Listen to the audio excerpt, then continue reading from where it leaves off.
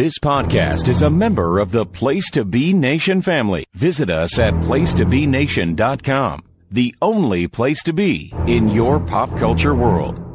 What's your favorite scary movie? Live from the dungeon, we coming. Y'all just be running, coming. Y'all don't know it's coming. I don't know why y'all. Yo, just when you thought it was safe to put on a podcast, the legend continues. Place to Be Nation presents Freak Out Drive-In with Jennifer Smith. My weapon is large for bodies, I'm strapped for battle. My soul is in the crossroads and hides the feeling. Somewhere deep inside the spirit to rise the killer.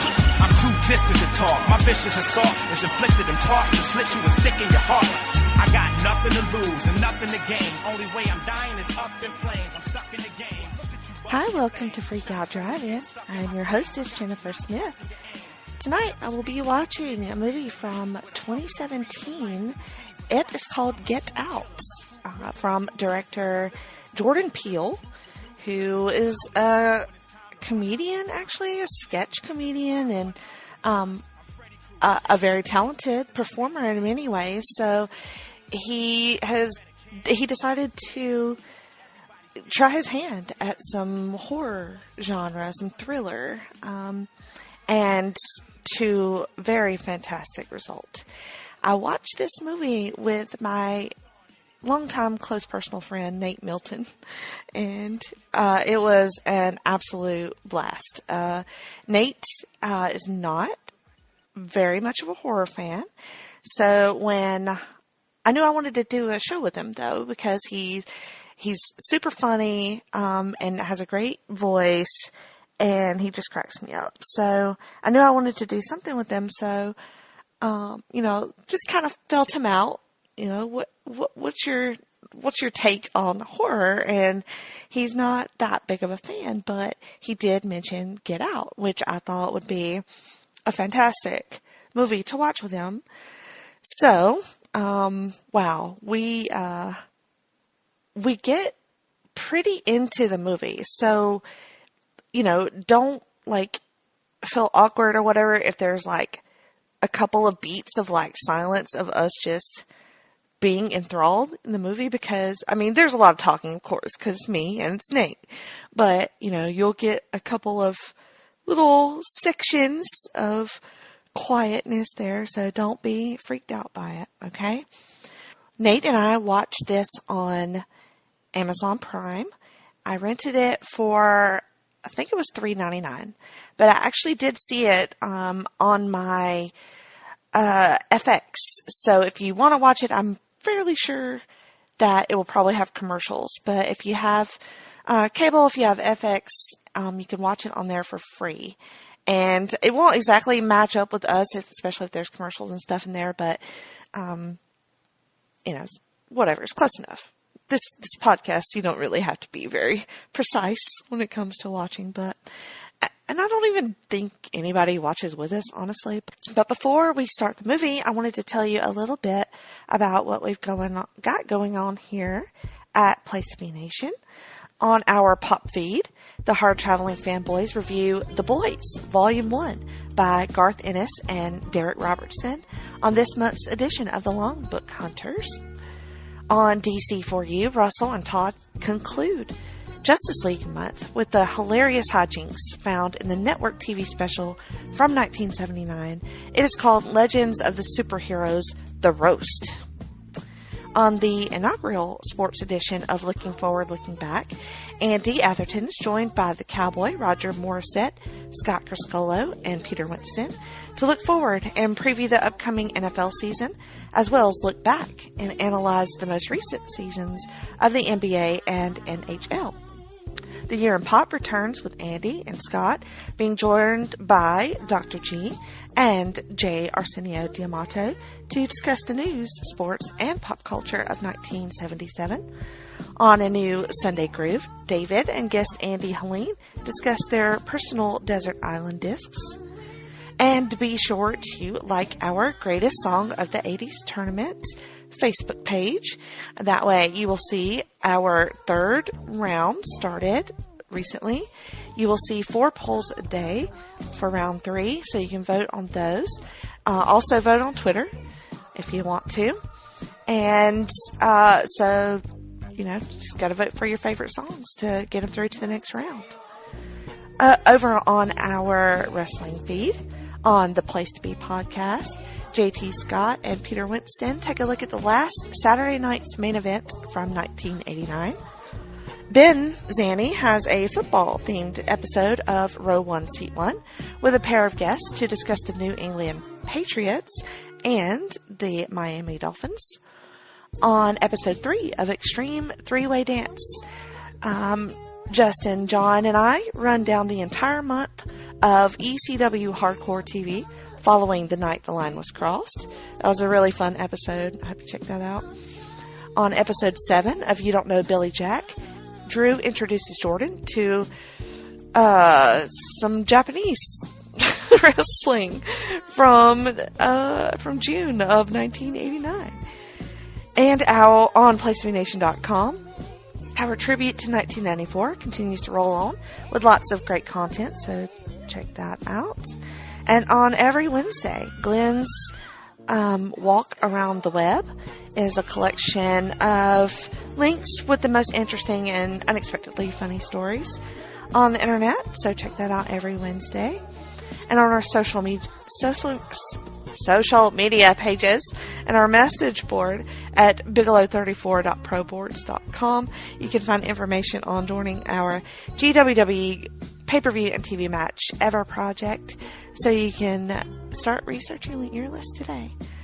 So with all that being said, I hope you love this movie as much as I did, and I hope you have fun meeting my friend Nate Milton, because he's a blast. Enjoy! Nate Milton, we're going to watch Get Out. I'm so excited. Oh, I've been waiting for this, Jenny. I don't know. I don't know if the drive-in listeners are ready for this journey we're about to go on. I don't know either, to be honest with you. But, I mean, they stuck with me this far, so hopefully they can just hold on. Just one more episode, okay?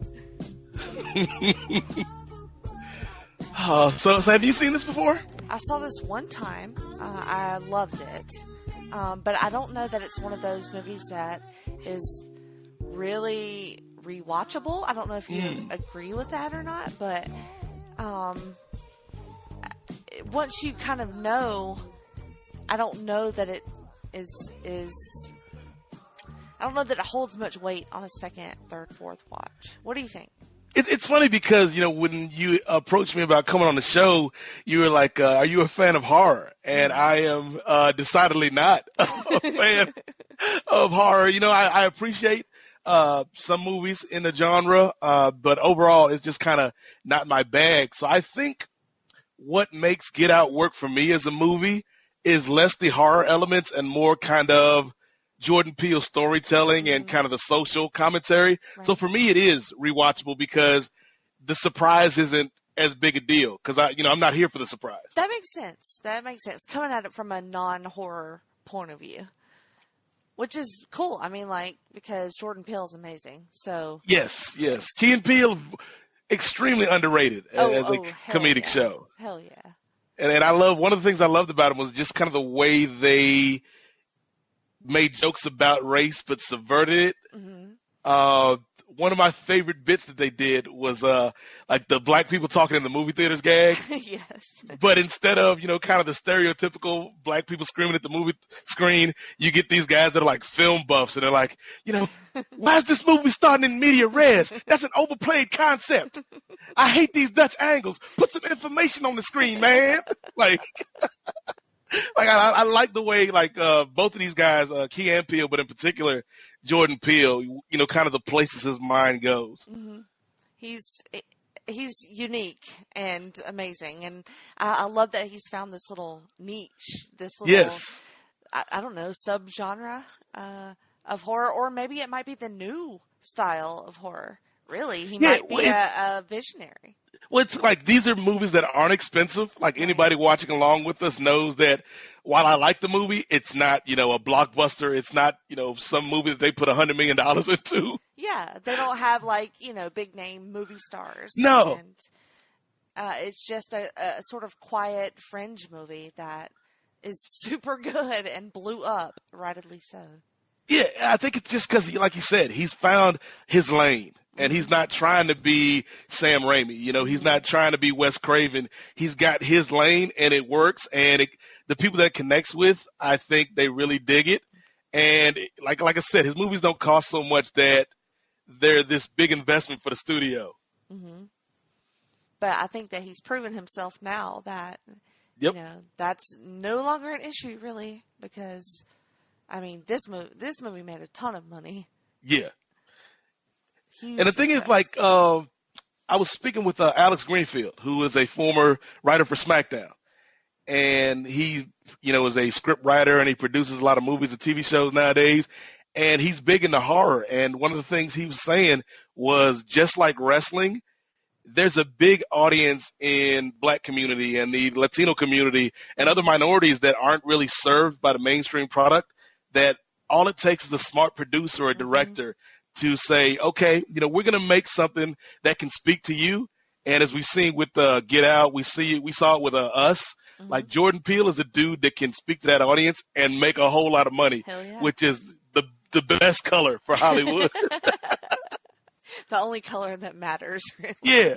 Well, yeah, this movie, I think the budget was like $5 million and it made like $250 million, which is insane. Just ridiculous. How many times have you seen this? You felt like it was rewatchable? Yes, I saw this. And here's the thing. I had to be convinced to see it because when I heard horror, my mind just automatically like, yeah, no thanks. But I had friends keep telling me, hey, this is good. This is good. This is good. Oh, speaking of good. Oh, this is my, I love this song. So yeah, if you're watching along with us, Childish Gambino, Redbone, ladies and gentlemen. Oh my God. Hell yeah. Do you know, real quick, I'll get back to Get Out in a second, but do you know the connection between this song and Spider-Man Into the Spider-Verse? It is Donald Glover? Yes, that's a big part of it.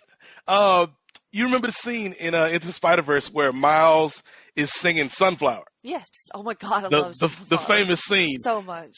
Originally, that song was supposed to be Redbone instead of Sunflower.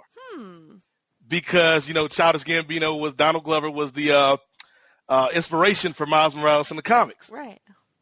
And so they were like, I guess Lord and Miller did that one. They were like, yeah, we're going to put Redbone in there. It's going to be this nice Easter egg. But Get Out came out, and that song became so synonymous with Get Out that they're like, oh, damn, I guess we got to find something else. They did a good job with the backup, though. Oh, they did, though. Yeah. Like that, I'm not a huge Post Malone fan, but that song got heavy rotation for me for a few months. Yeah, for sure. But getting back to Get Out, like I saw it like 3 times that first year when it come out. I saw it twice in the theaters and once on home video. And then I've seen a couple. That's how old I am, ladies and gentlemen. I still refer to it as home video. Yes. I was going to let that slide, but. And then I guess I've seen it twice since then through Amazon Prime, through other nefarious means, my favorite cable company, and then watching it again tonight with you. So, yeah, it's something that, like I said, even though I know the twist, there's still like beats and scenes that just make me smile every time. I will agree with you because knowing what I know about this character we've got right here, I don't remember any of their names, but his girlfriend. Rose. Rose. Okay, so knowing what I know about her, this scene creeps me out so much. Oh, she is. What's the girl? Allison Williams. She is amazing. She's pretty great. I know her from Girls, the HBO show, and her character was so unlikable on that show that it kind of bleeds over into her as an actress. So I was like, oh, this girl. But then she is really great in this. See, I'd never seen anything with her in it. And so the first time I saw it when the twist came, it got me. Yeah.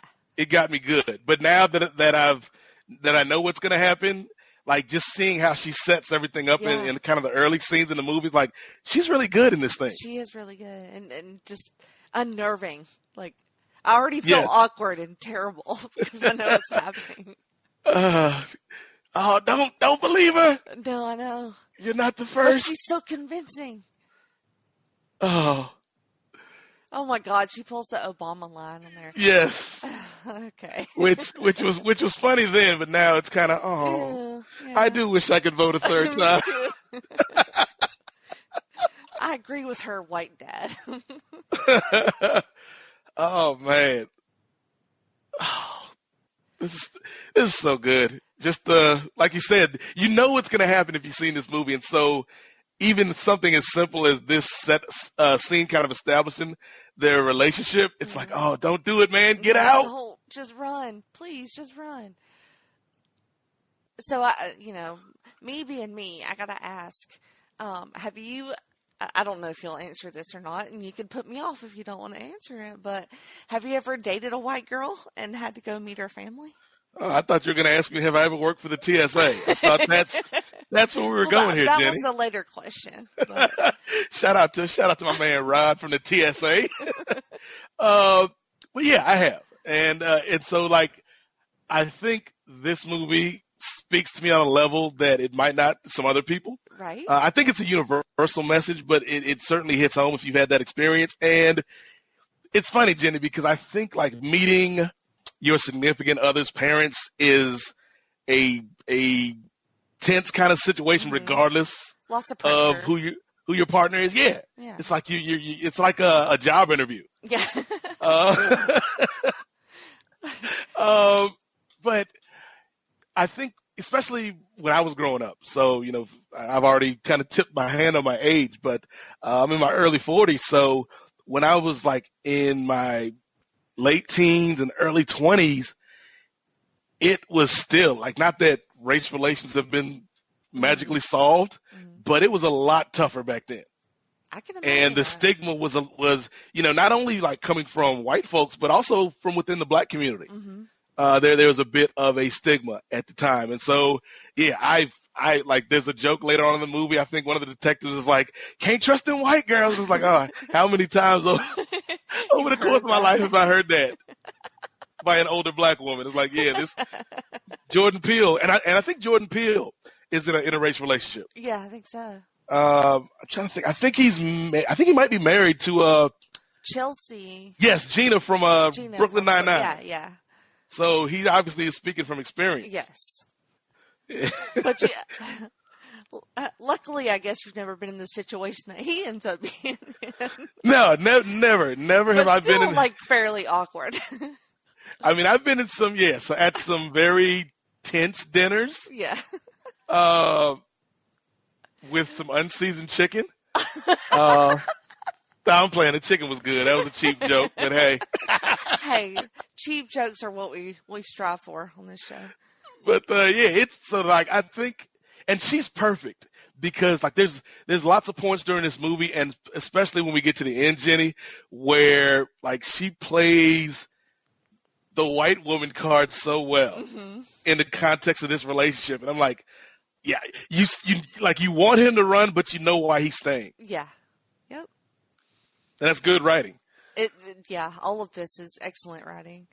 Especially this little scene they've got going on there. They hit a deer. They're on the way to see her parents, and they hit a deer.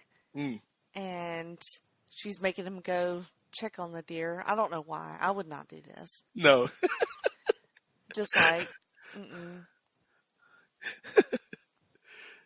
like I'm not a veterinarian. What are you gonna do, right? Like you can't, Oh man, that's creepy. Some foreshadowing going on there. Oh, this scene right here. Oh yeah, when she gets mouthy with the cop. Yeah. Yeah, it's great. Again, I think this might, because I know a lot of people that I've seen like write reviews about this have said that it's not so much a scary movie as it is a thriller. Yeah, I would agree with that. But this scene right here is plenty scary for me. This might be the scariest part of the whole picture, yeah, Jenny. I was going to say it might be. and her reaction to this cop is just pitch perfect. Yes. And she just totally sells it. The look on his face, he was like, oh. Oh, man. So, well, we see what sort of pull she has, I guess. And he's he's looking at her like, girl.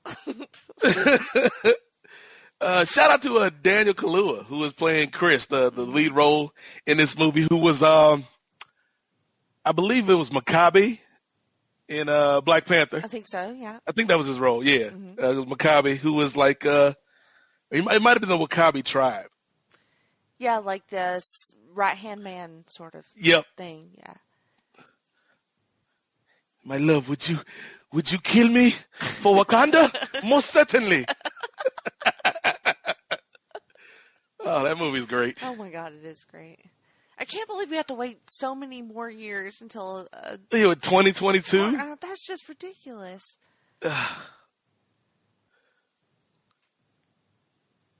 Okay, so we're about to meet this girl's family. I'm sort of scared for him at this point. Even though she's sort of built it up to where, like, it's not a big deal at all. Right. I still just kind of not sure about this whole situation. He gets the hug and everything. I love the dad, even knowing what I know about him in the movie. But Bradley Whitford just like walks that line so great. Yeah, where you can like believe he's this overly enthusiastic, like I'm cool with black people kind of dad.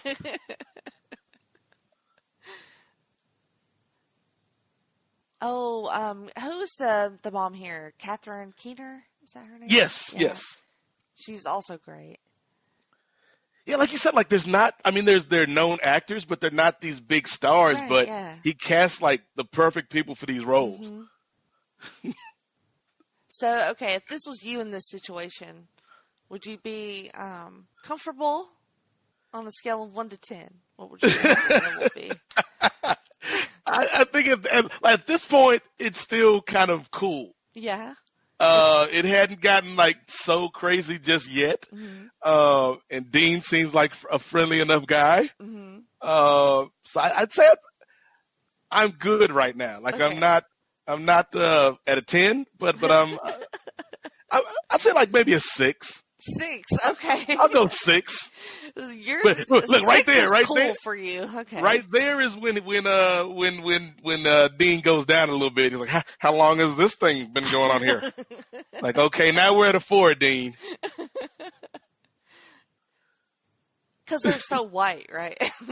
Yeah, and like I've met maybe not so much parents like that, but certainly I've had teachers at school or in college that have been kind of like the white professor teaching African American studies. Yeah. Okay. Right. And it's like I appreciate it, but at the same time, it feels like you're trying too hard, dude. Like you're trying to out-black me. Like I don't even celebrate Kwanzaa, sir.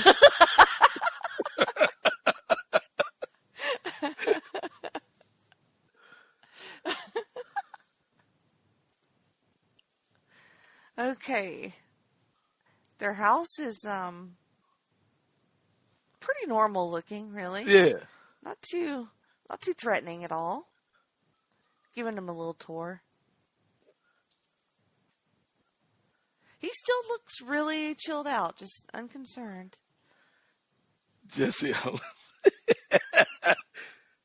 I love his fake interest in their family history. Mm-hmm. It's great.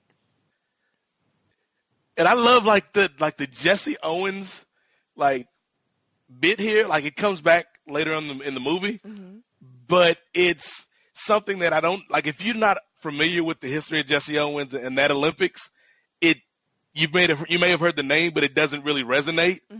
But like if you're a ridiculously crazy sports nerd like myself, like as soon as I saw that, I was like, huh, that's not just a throwaway. Yeah. Oh, no. Oh, no. Okay. So he's being introduced to the housekeeper. Looks very suspicion.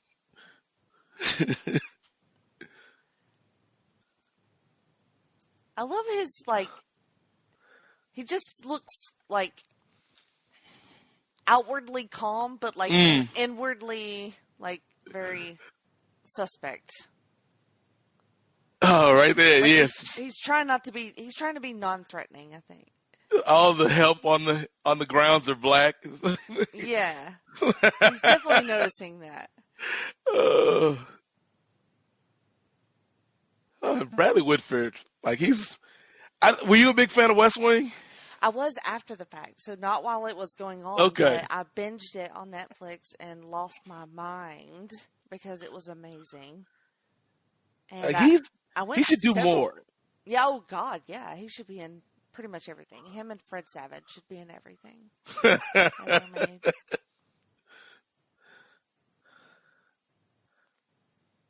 All right, so this looks wonderful so far. I was always a fan of gazebos growing up. Me too. I love a good gazebo. There's like a gazebo near the bus stop when I was in elementary school. And all the cool kids got to hang out at the gazebo. So when I was in middle school, I didn't get to hang out at the gazebo because they wouldn't let me. Aww. But once I ascended to the ranks of a high schooler and I got to enforce my will on the gazebo, I was a benevolent dictator. What was your gazebo policy for letting people in? I mean, I would let most people in. I had like a little rainbow coalition. I had a Chinese person at the gazebo, white person, black person, Latino. Nice.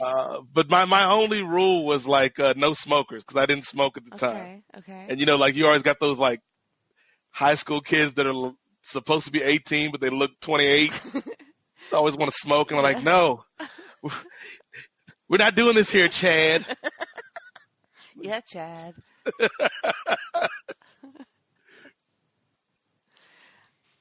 Okay, so they're explaining what her mother's job is, which is a hypnotherapist. Is that right? Yes. Okay, that's odd. And he's a smoker, and they're trying to help him, quote unquote, with his smoking problem. Right. Where do I know Catherine Keener from? You know her from 40-Year-Old Virgin, probably. Oh, okay. Mm-hmm. She's been in a bunch of stuff, but that's what I remember her the most from. That's a great movie. It is a great movie. It's the side eye. Yeah, things look weird. Weird vibes here.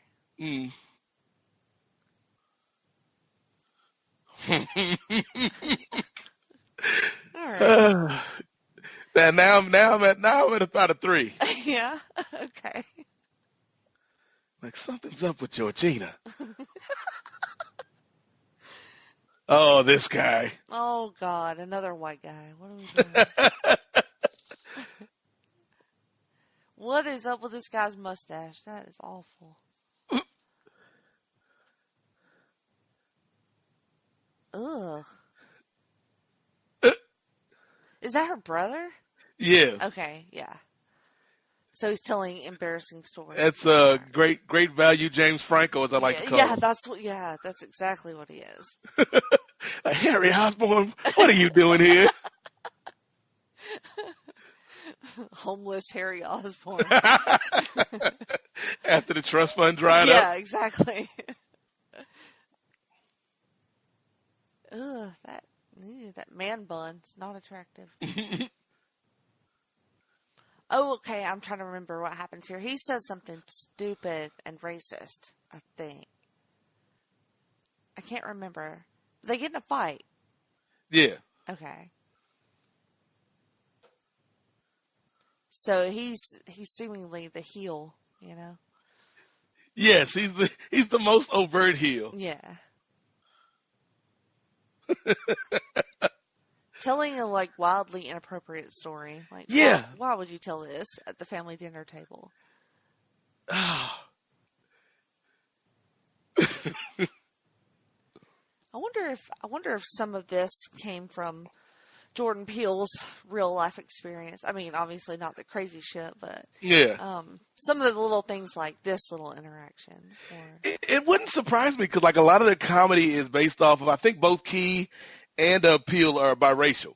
Mm-hmm. And so a lot of their comedy is just based off of observations of kind of growing up and, you know, just seeing how different people from different groups interact and the kind of social norms and things like that. And so, yeah, like this conversation is a conversation that I doubt would take place if this were in a black household at the dinner table. Like that seems, not that it would happen in every white household, but it seems more likely to happen at a white dinner table than a black dinner table. Because somebody would have told Harry Osborn to shut up. Yeah. For sure. Or like, you know, just told him to go shave his mustache off at this point.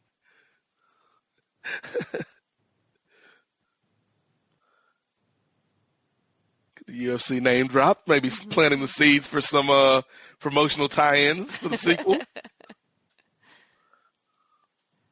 Okay, so he's done judo. Okay, he says the racist. Yes, here it is. Yep. Here we go.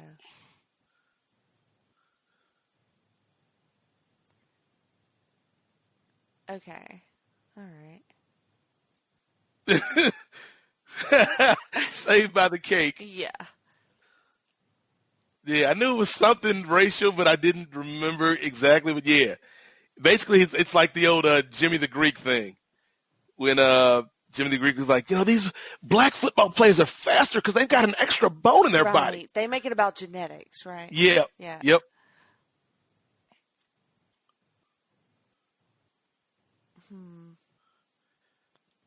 Oh, and now it's strategic game. Yeah, okay. I'm not feeling no.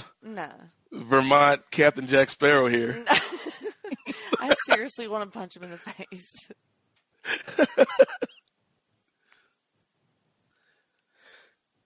Oh, shit.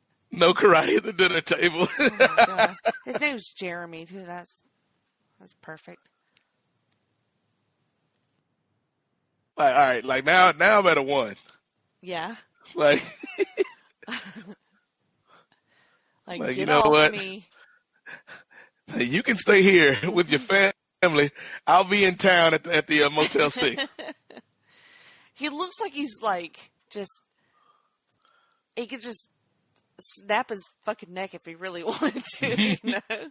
It's like he literally just said, I studied judo. Like, I could probably hurt you. Stay the fuck away from me.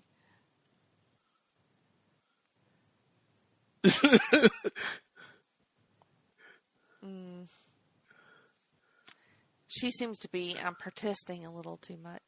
Mm-hmm. But it's if you don't know, it's completely believable and within her character. I agree. Yeah, she seems very sincere. Yes. It's like you almost, like, he would almost feel bad for, like, distrusting her. Like, obviously, she's meaning this, but then it also just feels a little bit off. She's one of the good ones. Yeah.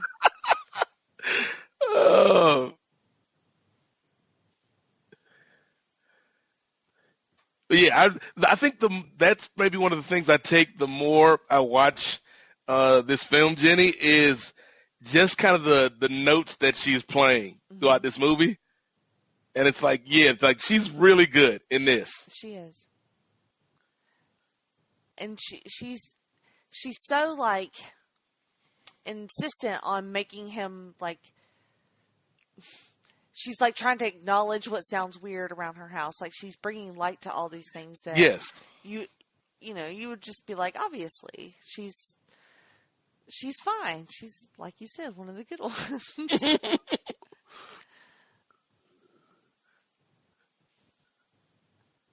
All right, so I don't remember any sex scenes in this movie.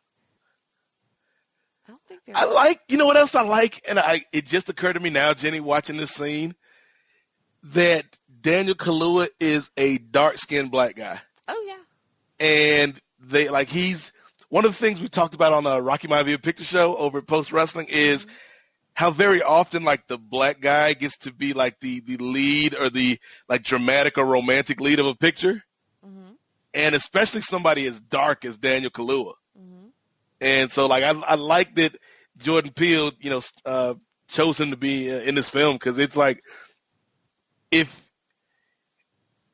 this were anybody else but Jordan Peele, like if this were Zack Snyder's Get Out, I'm sure.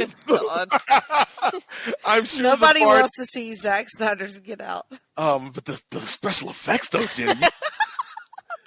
Have you seen the director's cut? That guy's mustache would have been blurred out if it was Zack Snyder's. But like in Zack Snyder's Get Out, it would probably be like a light-skinned black dude. Yeah. Because that's more. And I hate to say it like this, but that feels more palatable to a mainstream audience than somebody that has the complexion of Daniel Kaluuya. I agree, but I hope that trend is on the downturn. Yes. Because I think that quote unquote mainstream audiences are a little bit more open-minded. Hopefully, I mean, I feel like that's been the trend so far. So that wouldn't be like, to me, I never thought of that, it never occurred to me to think of that. So hopefully that's a good sign. I would hate for that to be a reason, for someone to watch or not watch a movie. Yeah. I think it's definitely gotten better. Mm-hmm. Particularly, and again, to go to Black Panther, I think Black Panther and movies like that kind of helped out. Into the Spider-Verse, like the oh shit. Here comes some scary shit. Here's the meme, and oh shit. Oh beautiful turn. I remember being so weirded out by that. Yeah. I think the fact that she's in the window is even creepier. Yeah. He's like That's fucked up, man. What if somebody just ran at you like that and just swerved and ran off like, oh my God, what is happening?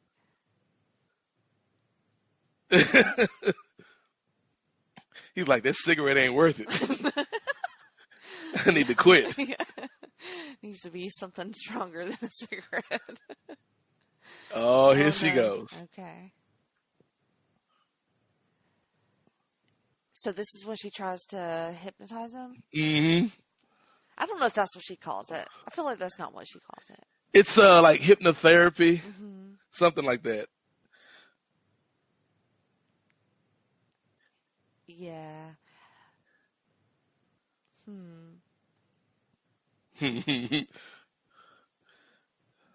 Oh, get out, brother. Everything looked so like staged, right? So like the way she's just sitting there and, yeah, just happens to catch him in this weird moment where he just saw some weird shit. And it makes sense now that you know the twist, because yeah, they are putting on an act to trap him. Mm-hmm.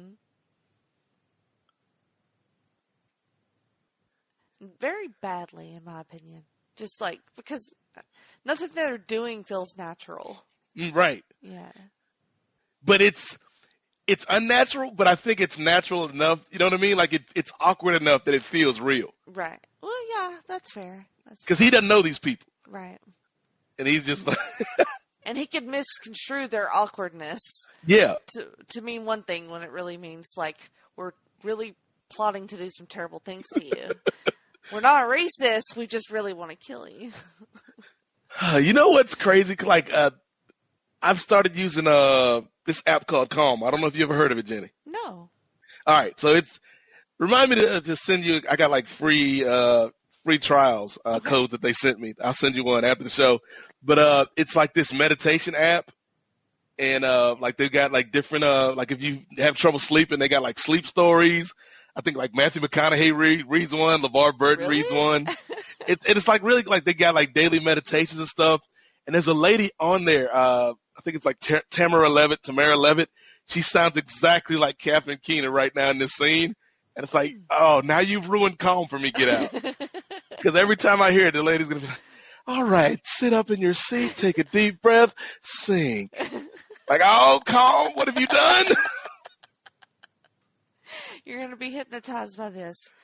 What if people were doing that, though, in their little calming podcasts and things like that with subliminal messages?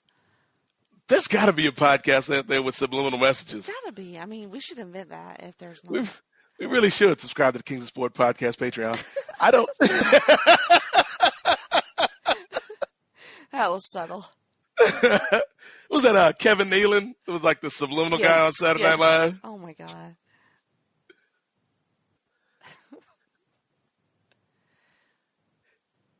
But I was thinking that he got drugged right here, but he didn't. She's just doing her thing on him. Yeah, she's getting into his head. Mm-hmm.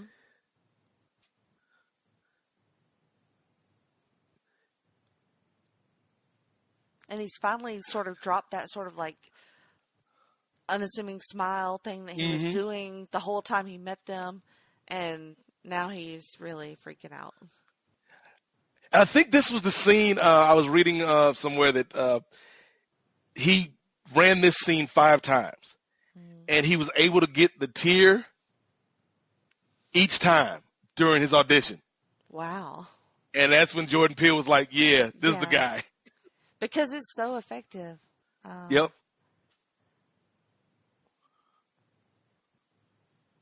And wow, that's really, really creepy.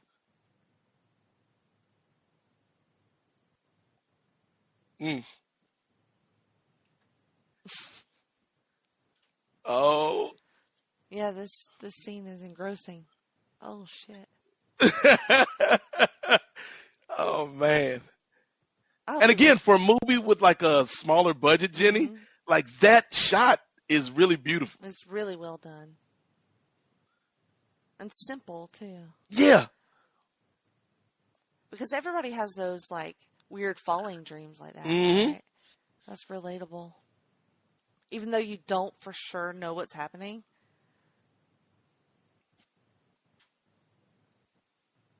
And the music, like just the simple music. Yeah, it's so creepy. Have you seen his Twilight Zone? No, is it out yet? Yeah, it's on. I think it's on CBS All Access. Holy shit! I've heard like mixed reviews. Like, really? like I haven't seen it yet, but I've heard mixed reviews. Like that, it's ambitious, but a lot of times or sometimes it doesn't hit what he's going for. Right. I find that CBS misses the mark more times than they have. Yeah. I think that's a very disappointing platform for him. He needs to be on something else. Maybe they paid him the most money. I don't know. He needs an HBO or something. Or maybe again, I don't know. Like in a world where we're not sure who owns Spider-Man, right? I'm not like maybe CBS owns the rights to Twilight Zone, and that was the only place he could do the show. That does sound plausible. Wow. Okay, so now you're just like, what the fuck? Was all of that a dream? Yep. And why is she in the shower at the middle of the night? What? Is there anything scarier than your phone not being fully charged? Dude, there's nothing scarier than that.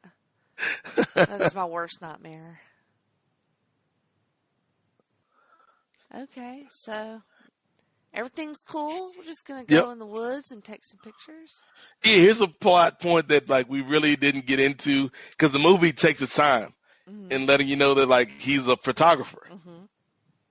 And that plays into a key plot point later on. It does. I forget what they're there for. There's some sort of event. The reason for their visit? It's the Catalina wine mixer. That's right, yes.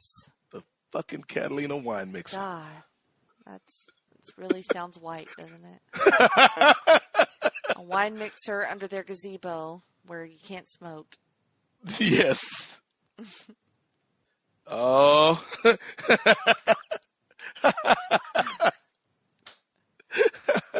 You just got caught Taking pictures of a lady in her bedroom window. Yeah. That's not weird. I love how they have this really fancy house and this like really shitty woodshed like 100 yards away.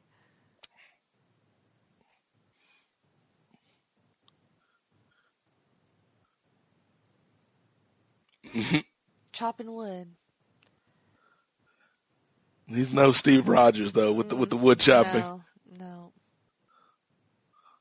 Have you ever had to chop wood before? Like when I was younger, when we would go visit my grandparents in Mississippi and Texas, like they were more countrified, so we'd have to do chores like that. But it's been forever. I've never done it. I would imagine it would be really hard. Like it is. It looks like it sucks. Like at first, especially when you're younger, it's fun because you get to wield a weapon. But after about 20 minutes, you're like, oh, this is just work. It's just terrible.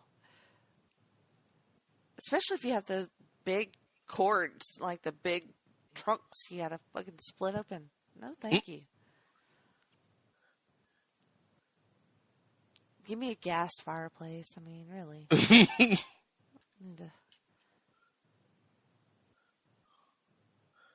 All right, so he's giving him some valuable information.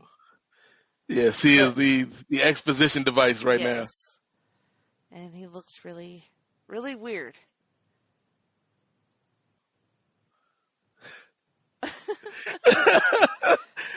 Oh, they're great. Like him and Georgiana, like I just love the way that they, like you could tell they are like acting their butts off. Yeah, just even up. Even in just like the way he pronounces things. Yeah. God, that's so creepy. The Armitages, you were having wine last night. Like, okay, that's not how you say it, though. I like how he straight up tells her, I think your mom hypnotized me last night.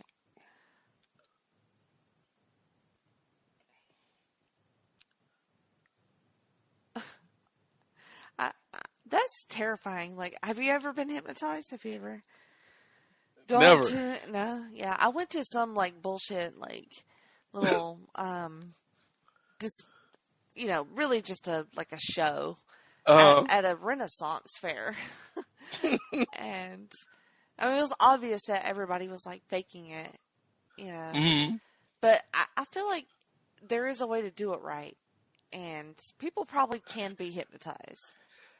I think so. I mean, like, you can be convinced to do anything when you're not hypnotized. Like, the power of suggestion is real. Right. So I would imagine if you get somebody in a space where, like going back to the Calm app, like there's times where I've had a really stressful day and I'll put on like LeVar Burton telling me about the mysteries of the solar system. It's like, all right, we're on a journey. Close your eyes and feel all the tension fade away from your body. And I'm like, damn it, LeVar Burton, if I don't feel relaxed right now. So he could probably talk you into anything, really. I think LeVar Burton could talk. Yes, he could be the world's greatest hypnotist. Wow, that's a bold claim. But he would only tell you to do things like read. Yeah, he's a very positive hypnotist. Right, yeah. He wouldn't be nefarious like these people. It'd be like, donate to the PBS. Speaking of which, like they're doing a PBS drive right now on my local PBS station. And you can tell when they do that because they break out all the stops. Like they just this past weekend they aired like a Prince concert. Oh wow! And like they did a Les Mis 25th anniversary. So like they break out all the high dollar shows to get you to pay for that tote bag. Yep. I do like PBS though. PBS helped me raise my child when he was young. So I never did donate to them. So maybe they should try hypnotizing people through LeVar Burton. Yeah, Reading Rainbow is great. Sesame Street is good for the kids. My niece loves Wild Kratts. Yes, that's very popular. My son loved, I don't know if you've ever heard of it, but it's a show called Word World, and it's how he learned to read. Word World. It's really cute and really informative, and yeah, he basically learned to read from that TV show. when he was like 4. Oh, now that's uncomfortable, ma'am. You're invading my personal space in front of my girlfriend. Yeah, Wow. she's hitting on him, huh? Oh my God, what? Oh. Black is in fashion. Did you know that? I mean, I was featured on the cover of Vogue magazine last week. Of course you were. The way he deals with these people is just so fascinating to me because he just lets them say this dumb shit and just smiles and nods and doesn't, try to correct anyone. He's just very mild-mannered. And that's part of what I love about this movie, Jenny, is that, yes, there is like the sunken place that she puts him in, but there's an aspect to being black in America that you have to kind of subvert a lot of what you feel and what you think. Right, yeah. To fit in. Right. And so it's like this metaphor that like this movie kind of plays on a bunch of different levels that I really kind of dig. Like if you want to get into that deep, you can, but if you just want to watch a thriller, you can watch it on that level and still be entertained. I think to your point earlier, maybe some of this is as you rewatch, you kind of get more into each of those levels, because I wasn't thinking about this sort of thing when I watched it the first time. I was just looking at it from a horror point of view and thinking of the creep factor. But now I'm thinking about other things that are really heightening the whole experience. Especially with this guy. Yep. Because this is just very off-putting. Because you don't know what their relationship is really with this older white woman and this younger black dude, and you're just like, okay. I mean, those AARP checks are pretty attractive. The way the economy is these days, I could be looking for a sugar mama. Like, Jenny, I'd like you to meet my girlfriend, Betty White. You know her? Star of Lake Placid. She is the fucking star of Lake Placid.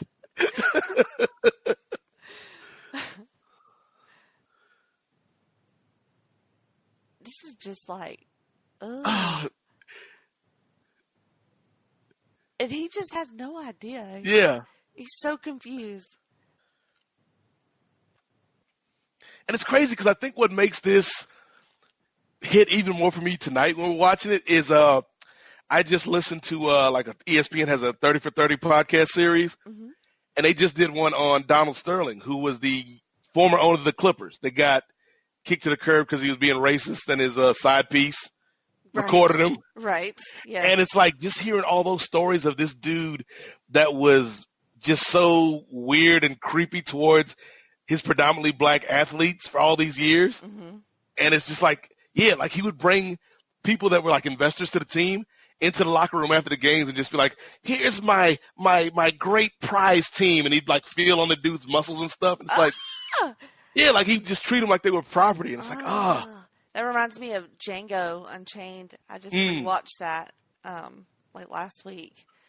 Yeah. And this guy is like the hope spot, to use a wrestling term of the movie, because he seems normal. Well, sort of.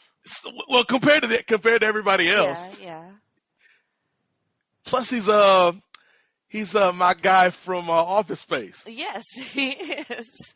Where's my stapler? What's his name?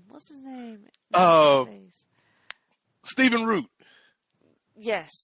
Stephen Root, who played, what was the character, though? It was like Marvin or Melvin? It was Milton, I want to say. Milton, yes. Yeah. How could we not know that? Yeah, because I went through a phase where my stoner friends, that was their go-to for a while. Like, Nate, where's your swing line stapler? Like, you know what? You're cut off, Chad. I don't know why I let you back into my life. Where's your stoner ass? He went from cigarettes to weed. It's a great weed drug, really. Next, he'll be doing meth. All right. What creepy shit we got going on now?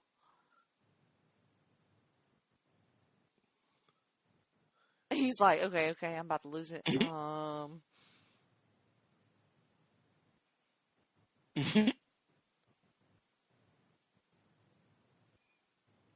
Okay, now he's seeming like he's kind of finally got to the point where he can't ignore any of this anymore. And the fact that he still trusts her, though, like, that's the kicker. Yes, it is.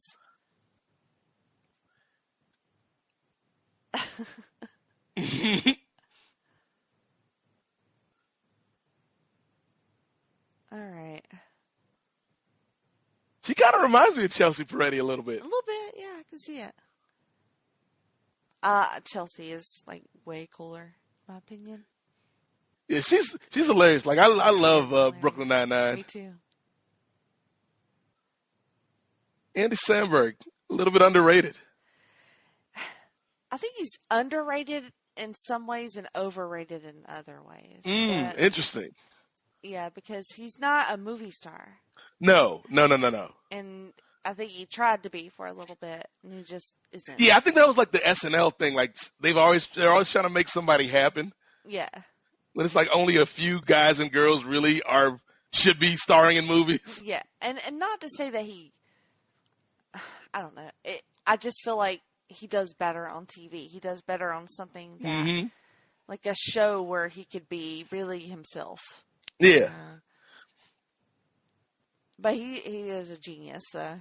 Like, legit. The music's not bad either. Yeah, I love the music, honestly. Oh, my God.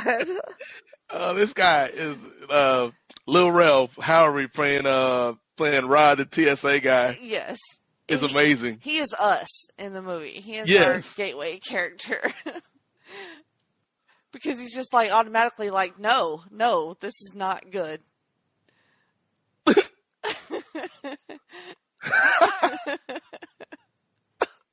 Jeffrey Dahmer's business. I mean, he sounds insane, but like also he's saying truth.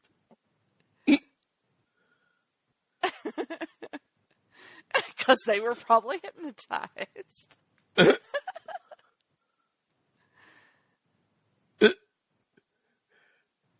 This guy is the realist. He knows.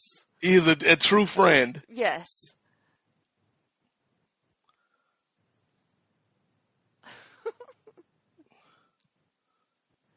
It's like, why not just ask her at this point, right? Like, does he not trust her? Right.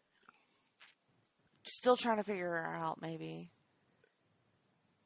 I love how these, both her and the other guy are both, they're black actors, but they're doing like their take on an old white person. And so it's like seeing like that kind of, what would you call it, Jenny? That cadence of the way they speak coming out of a black actor. It's like this weird, unsettling thing that is perfect. It's like what Dave Chappelle does when he does white guy voice. It's like my most favorite white guy voice. But you're just like, are they playing the role to like, because that's what they're supposed to do, or are they truly brainwashed? Yeah. He doesn't really know yet. We don't really know yet.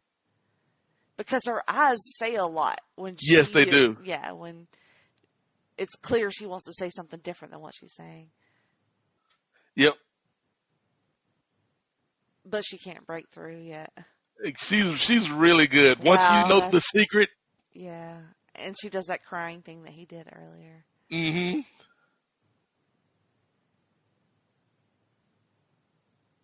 Oh my gosh. I forgot how creeped out this movie got me. Yep.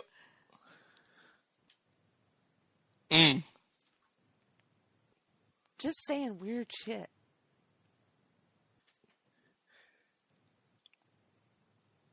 And like I said, once you know the turn, it's like, okay, that entire performance makes sense. Mm-hmm.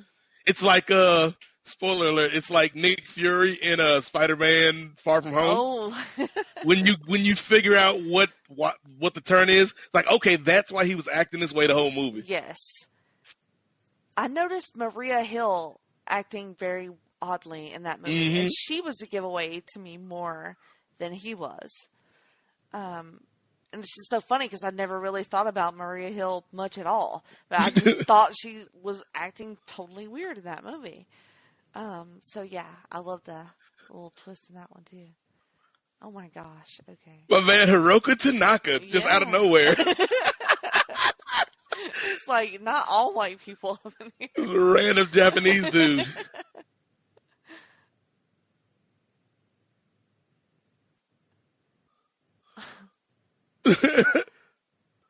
Okay. All right.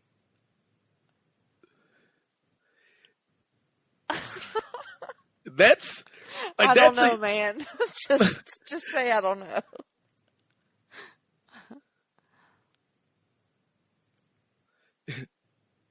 Oh. We're doing a terrible job at explaining what's happening, but yes, it's hard to explain, really. I was gonna say, like, the plot is simple, but it's so complex as well. Yeah, you like, really have to see it. Yeah, well, like, you have to experience it. That's a good way to put it, Jenny. Because and look, he's on full on like fuck this mode, taking pictures. Uh-oh. I don't blame him. I'd be doing that shit. Oh my God.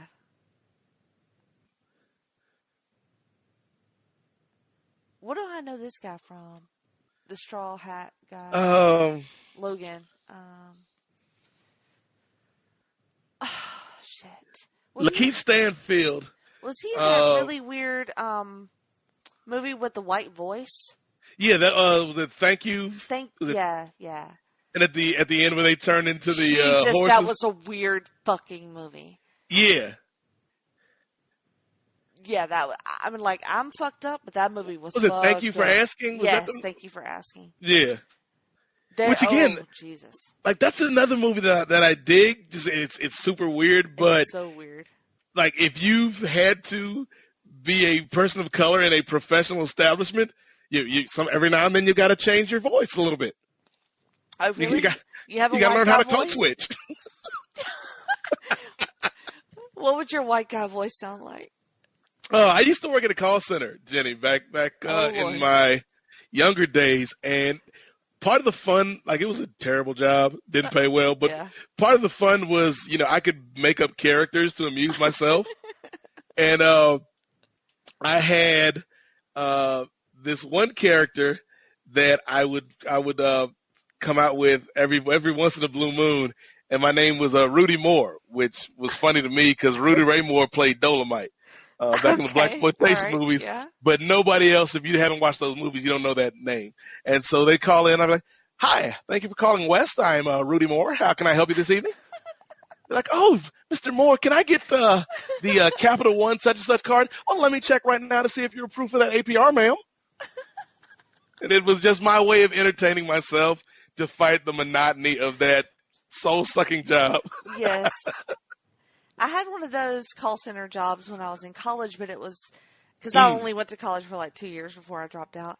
But it was selling magazine subscriptions over the phone. Okay. No, actually, they were newspaper subscriptions. Oh, that's a dead industry now. It was fucking awful. I mean, I don't even know what sort of setup this guy had, but it was very shady, and I only worked there a few months, but. It was like I don't know much about the newspaper business, but a 1-year subscription shouldn't be a $500 investment. Yeah, the guy who owned it, I don't know how he made money at all. And I was a terrible salesperson because if somebody tells me no, I'm just like, okay, see you later. You have to learn how to overcome objections, Jenny. Yeah, no, I'm not a salesperson at all. What do they say? Every no is just a yes to your next yes. No, that doesn't make sense, sir. No, it doesn't. I'm just not I'm not built for that sort of thing. So, it was awful. I often wonder what happened to that guy because he was an older guy. And I never really got his deal. It felt like money laundering to me, but I don't know. I don't know anything about money laundering, but it just felt really wrong. I mean, that's kind of the biggest thing with the newspaper business that I've seen from my experience, Jenny. Like, the people that run newspapers are often kind of unbalanced because they have a lot of issues. Like J. Jonah Jameson.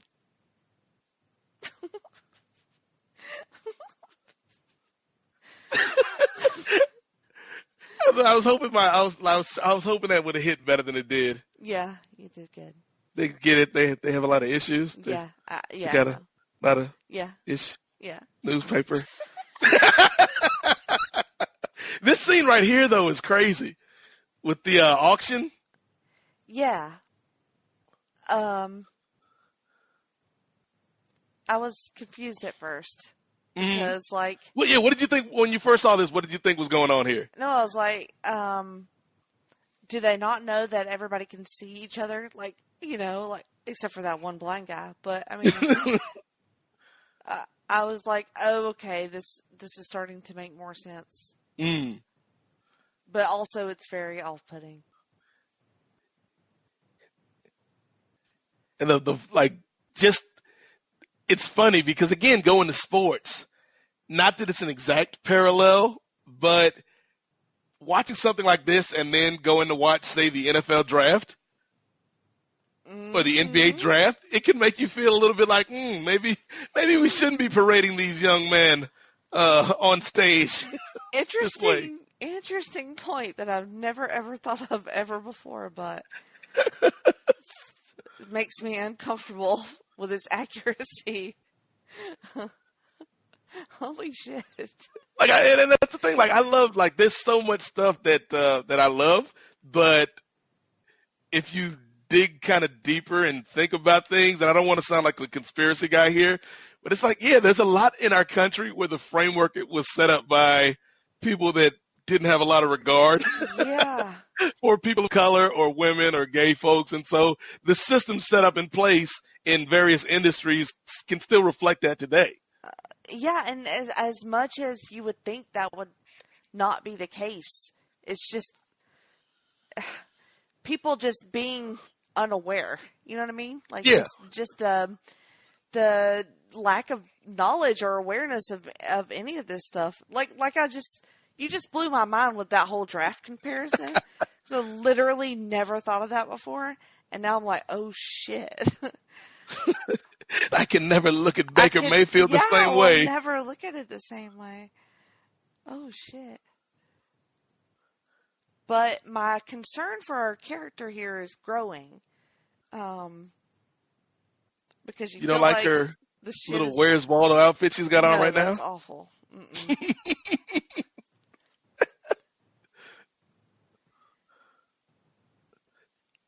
But, you know, I don't know where I'm at with her yet, even though I know she's still doing such a great job that I'm still kind of buying it. Okay, so here's a question. Do you think that any of this, in terms of her feelings for him, is real, or was it all just to set him up? That's what I was just sitting here wondering about, because it does look so real. And what kind of monster would she be if it wasn't? But then again, you know what she ends up doing. Right. And you know that she is a monster. We got Paul Simon over here. Mm-hmm. What is that, a ukulele?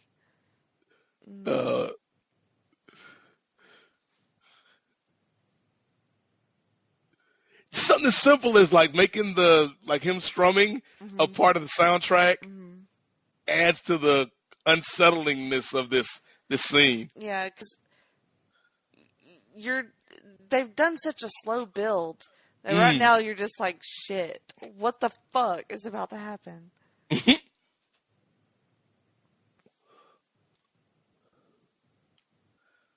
But yeah, back to what we were talking about with her. I think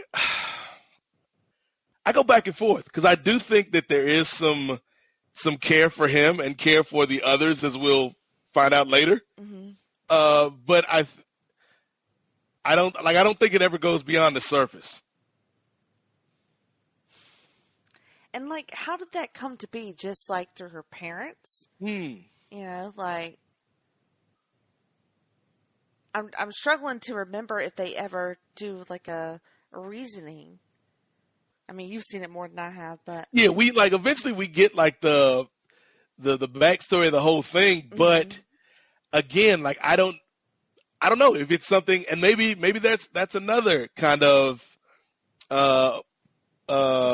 analogy, Jenny, is that if you got some like racism has to be taught. Right, yes. It comes from somewhere, generally, your parents, because nobody's born. You can put two little kids together at school, one black, one white, or one Chinese, one Indian, and they're going to play because they're kids. Right. But they have to be taught to hate somebody. That's true. So maybe that she was indoctrinated into this family of horrible people. Fucking freaks, man. So now she's doing the whole we're leaving, like, yeah, this is too much and we're done. And now, oh Lord. I hate little doors like that. That's so creepy. Like little attic doors. Mm-hmm. Ugh.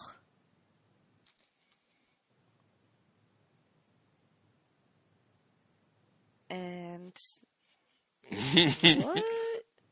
What's in the box? What's in the box? Don't open it. What?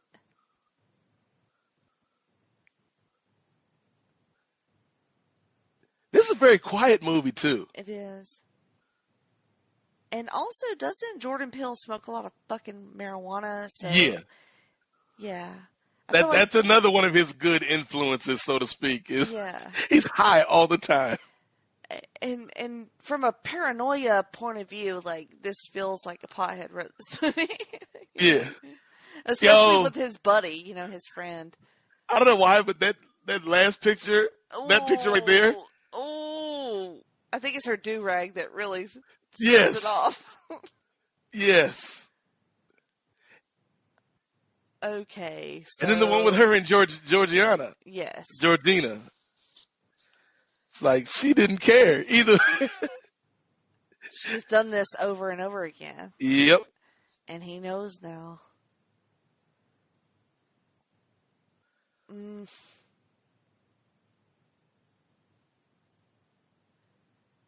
Oh, he's going to try to get away.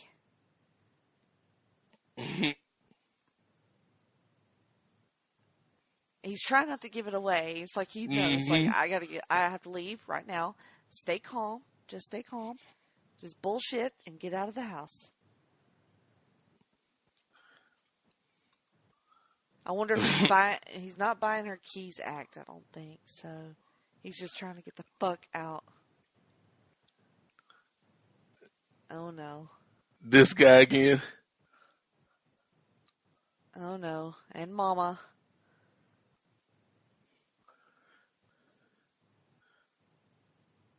I like how they still have to make an excuse, He's just like, we just have to leave. Because you still want to leave, make a good impression with the parents. You're still, but his fight or flight is just, it's just fucking with him. Like, I gotta get out of here. Just get out the door. And knowing Jordan Peele and his kind of sensibilities, I think the reason he's got the lacrosse stick is because lacrosse and listeners, this is just my opinion. Lacrosse might be the whitest sport. Yeah, I would agree with that. Yeah. Maybe crew. Maybe crew is whiter.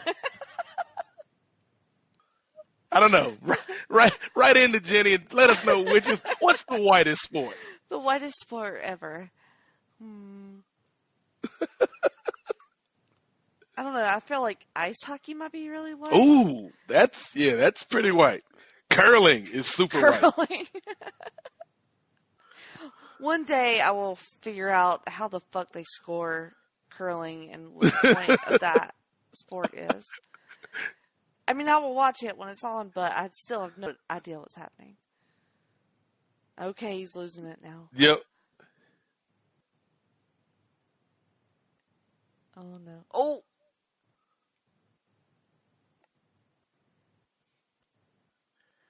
And she is still playing her part, even in this moment. Mm-hmm. It's rapidly falling apart, but she's still hanging on. She's like, oh, no. Oh. And the heel turn. And there it goes. And he's just like, oh, my God. By God, Rose, you're a Jezebel. You fucking whore. Oh, my God. Now he's like, how do I get away from these people? Look at his face. He just can't. He can't. I'm so concerned for him right now. Like, it hurts. Wow.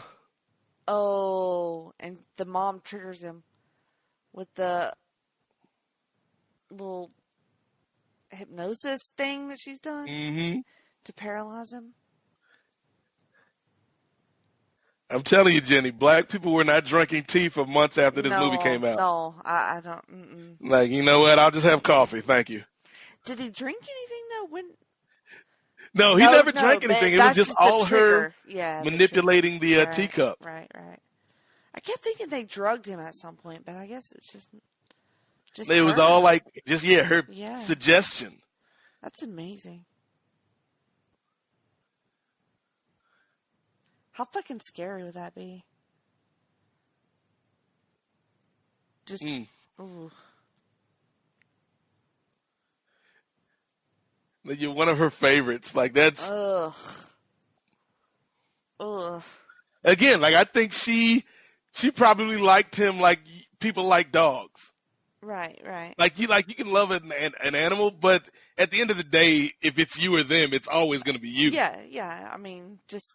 Like a you're different a dog. Species, right? You know? Yeah, you're not a people. Right, yeah, below, yeah. I do love his bestie here. Yeah, when he goes to the detectives.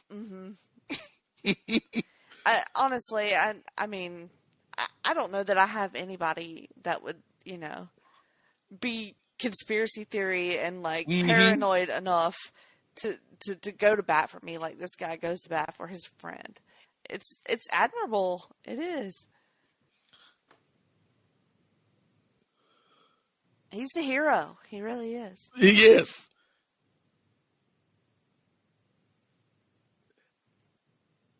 The United Negro College Fund commercial. There's a message in there.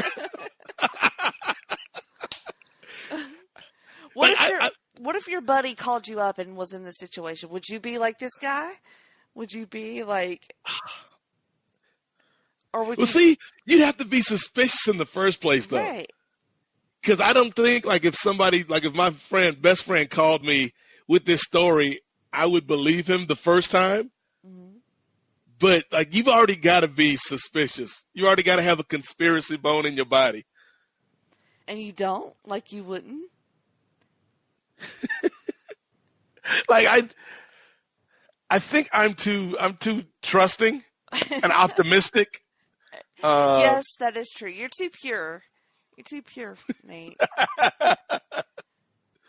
I couldn't work for the like, TSA. Those are nice white people, and be nice, and just get through it. Like, but they're acting weird. Hey, sometimes white people act weird, baby. Yeah, they're just weird. You'll be all right. And they voted for Obama twice. They would have done it a third time. Yeah, I mean, I can't blame you. I'd probably be like that too. You just try to talk your friend through it, right? I think it also depends on who the friend is, though. Yeah. Like, are they credible? Are they exaggerating? Are they drama queens? Yeah, because we all got those friends that we love them, but they're like just messy. Yeah. I am that friend. To my friends. Yeah. Like, so if you called me and told me that you were being abducted, like, did you get into the moonshine again, Jenny? Yeah, she's drunk. I mean, can't believe nothing she says. Just turn on the network and sleep it off. Starcade 88's on. The only person who would believe me would be Tim Capel. I'll just say that. He would 100% believe me. But, he would just be like, she got herself into that situation. So, I don't believe he would be helping me out. I mean, he would believe me, but it would be like, good luck with that. Love you, Tim. This feels, I don't know how big a gamer you are, Jenny. Not very big, but my son is a gamer. So. Okay. Because this scene where we're getting like all this exposition from this old-timey TV feels like a cut scene from Fallout. Okay. Yeah, like that kind of aesthetic where it's real, like old-timey. Yes. It reminded me sort of Lost. So the way that Lost would set up their exposition. Like that. So he's saying, what is he saying? So the point of what they do is provide individuals to, okay. I don't know, I'm missing the point. Yeah, so essentially what they're doing is they're taking the consciousness of the white people. That's right. And they're putting it in the bodies of the black people because like the ostensibly like the white people are getting old and feeble. Right. And so they're like, we need a body so we can continue on. Well, they want to live forever. Yep. And they're like, who's stronger than these young black people? Mm-hmm. Right. That seems an odd choice. I don't know, but if you could extend your consciousness to anybody's body, who would it be? I mean, it'd have to obviously be somebody younger, right? Because it wouldn't make any sense. Like, even though I love Dwayne "The Rock" Johnson, he's older than me. Mm-hmm. So, I mean, I'd have a hell of a life, however long it lasted. Yeah, I guess you'd have to pick, like, Oh, Tom Holland. Tom Holland. Tom Holland. That is a great answer. Because he's got money, he's famous, he's young, he's good looking. Yeah. I'd British. be Tom Holland. Yeah. He's British. He's got a cool accent. People love him. They just adore him. That's genius. Yeah, that's a great pick. Oh my God, I want to be Tom Holland now. I might, even though she's older than me, I might pick J-Lo. Ooh. Because, good God. Fucking J-Lo. Like, I can't imagine looking like that. That's just, like, beyond.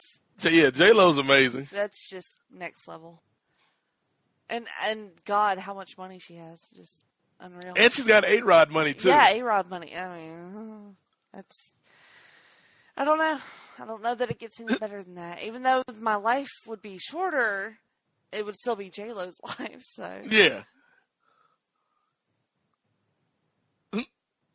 This scene is like, again, more exposition, but also good comic relief, like a much-needed kind of tension breaker. And you want to know that somebody's, like, sort of working to, like, rescue him. Yep, get Chris out of the situation. Little hope spots here, you know? Yep. You're like, okay, yeah, maybe he'll get rescued. And the actress here is Erica Alexander, who used to be on Living Single. I was going to say, she looks really familiar. Back in the 90s, and she's also on Black Lightning now. She plays a character on that show, on the CW. So, yeah, she's still working. Does she age? I mean, she looks good. Yeah, she looks amazing. Yeah. But, yeah, she was, I think it was Maxine on Living Single, yes, like the lawyer. Yes. The uptight one. Yeah, the uptight one. The look on the detective's faces is hilarious. And he keeps saying sex slaves over and over again. Yeah. But it's so funny how dialed in he is to what is actually happening. Right. He's actually telling him what's going on. Except for maybe the sex slaves part. Right, but, you know. The hypnosis he's gotten correct. Oh my God.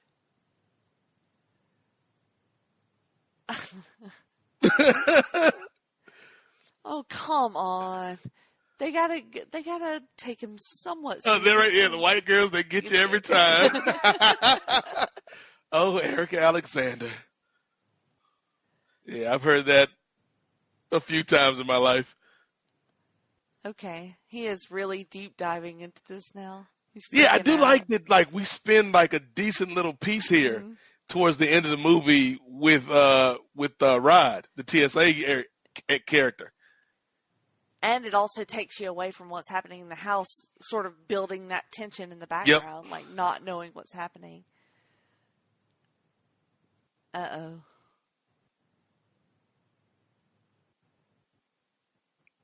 Okay, so he's got her on the phone, and she's lying her ass off. And she's in this creepy outfit now. She looks like Ivory from Right to Censor.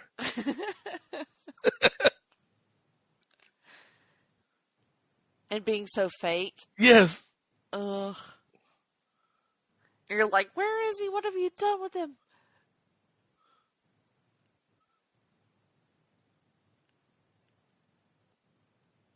Oh, man. We both get too into the movie.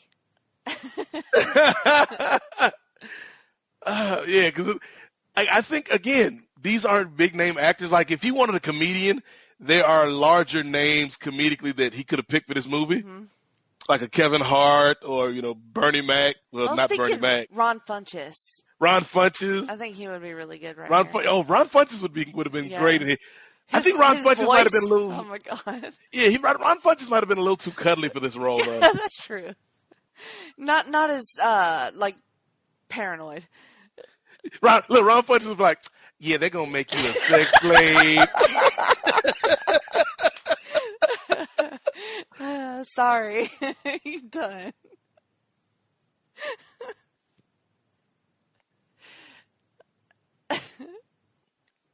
Now I want Ron Funches in this movie. I want him in a Jordan Peele movie. As the villain, though. Yes. That would be great. That's great booking. I love it. Oh my gosh, he's so creepy. Mm-hmm.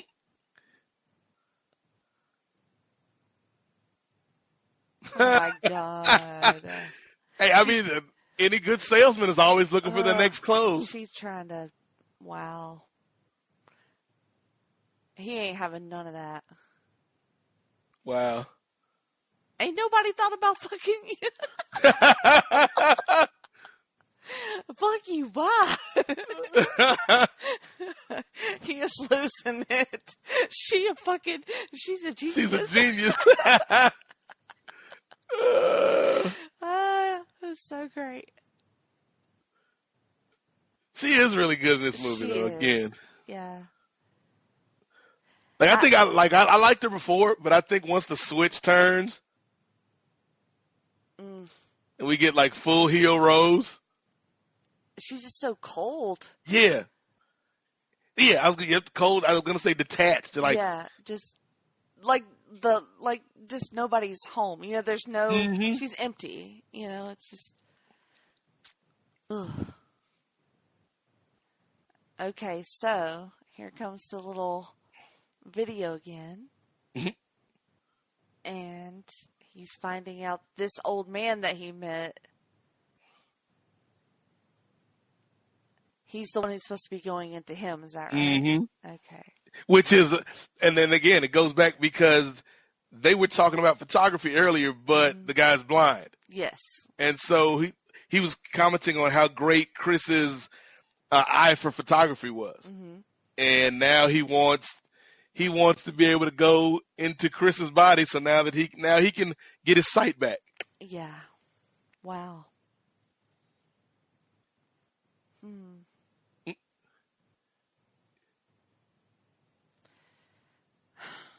Now he sounds like Kevin Feige. Phase 1. Phase 2. They sedate you, and then they prep you mentally. Phase 3 is where the villains start getting better. Yes, right. Phase 4 is Fantastic Four. Exactly. The transplantation. I'm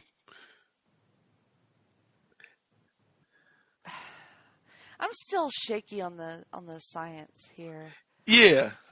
I mean, I'm not a neurologist, right. So. And I believe in the supernatural, and I believe in things like hypnotism, but still, I feel like there needs to be some sort of drugging component. There needs to be some sort of chemical reaction to make you. Well, it's weird because it's like this weird mix between scientific and mystic almost, where they like cordon off, I guess, is the best way to say it, like the part of their consciousness. So they're still alive, but they don't have access to their body. Right. Which I mean, I do sort. I hesitate to say I believe in that because that sounds fucked up, but like I said, I think there needs to be some sort of like chemical catalyst to that. I don't think you're just susceptible to that as far as suggestion and hypnosis. Like, I just think there needs to be a next level to get you that detached from yourself. I think if this were a Spike Lee movie, and I love Spike Lee, but sometimes he can get really heavy-handed with the message. Mm-hmm. If this were a Spike Lee movie, instead of the teacup being the trigger, it would have been like a glass of white milk. Just like, here you go, Chris, enjoy this calcium. And then you tricked me with your white drink. Curses. Like, no, Spike, let's get a rewrite on that. Now the whiteness will be inside you. Yes. Yeah, that's what Spike Lee would have gone with. Oh, gosh. I do love Do the Right Thing, though. Like, that's a classic. That is. I haven't seen it in a while. I wonder if it holds up. You were just at, whatchamacallit, though, weren't you? What? Not to give away your Facebook secrets, but weren't you at Pizzeria? Yes, I was at a pizzeria. That had the name, the same name of the pizzeria from the movie. Sal's, yes. Yes, you were at Sal's Pizzeria. Sal's Pizzeria. Because, I sent you the comment, did you ask him, how come you ain't got no brothers on the wall, Sal? I come here every day and get a slice from you, but you ain't got no brothers on the wall. And then Danny Aiello, this is my pizzeria. When you get your own pizzeria, you can put whoever you want on the wall. That's what they told me when I asked, too. So they just wanted to put, old, NFL pennants on their wall for some reason. You're like, how come there ain't no Marvel posters on the wall? All right, now here comes the more, physical, sciencey things. This is an elaborate laboratory. Yes, and yeah. Which I'm guessing this is in the basement of the house? Looks like it. They've obviously had some experience doing this. Yes, they've been doing this for years. Yeah. Look, I love how they have all this modern equipment, and then they have, old-timey 1800s equipment for for cutting into your brain. All right, so I don't know how you feel about gore, but I like gore. See, I think I like it when it's earned. Mm-hmm. I think there's some movies that just kind of do it for the shock value and overdo it for the shock value. Yes. But when it's earned, I think it works because it's more visceral. Yes. Ooh. Oh, he's really losing his head. Yep. Sure is. I think I remember this being one of my favorite scenes because don't they have a fight here? Or maybe not. I don't know. I keep remembering them fighting and they haven't fought yet. Yeah, because there's one where he scratches out. Because remember they're doing the whole thing with him scratching the chair. Yeah. I couldn't remember if it was here or not. And again, there's so much that he does in this movie that gets called back. And I think part of that is probably just because he's a really creative writer who smokes weed a lot. Yes. But he's also a comedian. And that callback is big in comedy. There we go. I thought I remembered something right there. He was playing possum. Now he's going to beat the shit out of this guy. Playing possum, the most deadliest animal of all. Yes, exactly. What was he beating him with? Some sort of knick-knack. And then, he's got the stuffing from the chair in his ear, so he wouldn't able to be hypnotized. Smart. I wouldn't have thought of that. Yep. Yeah, I like that they show that Chris is like not just this dumb guy. Like he's smart. He wasn't smart. He wasn't smart enough to see through Rose's plot at the beginning, but he's smart enough to at least try to get himself out of it. Yeah. Well, love is blind, so yes, can't fault him for that. And she was very, very good, so can't blame him. He just took that dude's skull off and then walked out of the fucking room, and his brain is just hanging. So does that there. guy get a refund if they don't transfer his consciousness? Just wake up like, what the fuck, man? Like look here, Dean. He just stabbed him. Whitfield. Stabbed him in the throat with the antlers. Yep, with the deer antler, which again, callback. Wow, I would love to kill somebody like that. That is the fucking deer antler. badass. Uh-oh. So now the whole thing's on fire. Okay. Now, at this point, would you be wanting to just get the fuck out? Or would you try to be saving somebody if you could? See, that's the thing. Like, I would like to think that I would want to save people, but I don't like. I just met you, Georgiana. No, just get out. I don't know you like that. Uh-oh.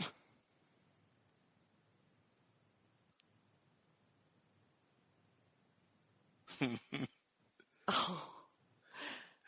Now that's how you spell it, sis. Yep. Now we just turned it into Mystery Science Theater. That's basically what we do here. Just riffing. Yeah, just bullshitting. I think I'm more into this movie this time than I was the first time. Oh, she just stabbed him in the hand.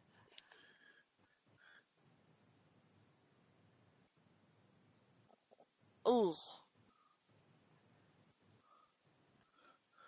He is badass. Oh my god. Yeah. Did he stab her or no? Yeah. Yeah, okay.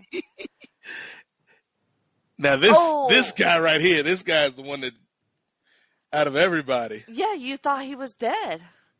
How is he still alive? He got his brains bashed in. I mean, there wasn't much to bash in. Yeah, that's true. He got his bun bashed in. It was a protective man bun. Saved him from past the NFL concussion protocol. Oh shit! He's trying to choke him out. That's how you can tell he's crazy, because he's counting in Mississippi. Yeah. Oh Lord. Come on. Oh, that guy got stabbed.